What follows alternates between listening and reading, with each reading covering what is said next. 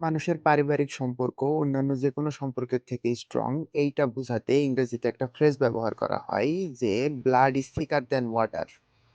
কিন্তু এই ফ্রেজটা একটা মধ্যযুগীয় ফ্রেজ যেটা আজ থেকে প্রায় অন্তত 1000 বছর আগে তৈরি করা হয়েছিল। যদিও এটা পুরোপুরি এমন না। এই পুরো ফ্রেজটা হচ্ছে blood of the covenant is thicker than the water of the উম্ব।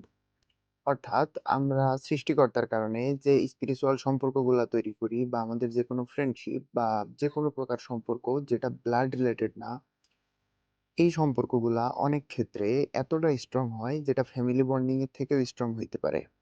শুধুমাত্র রক্তের সম্পর্কের কারণে family bonding K taken for granted ধরে নেওয়া হয় যে এর থেকে শক্তিশালী আর কিছু নাই।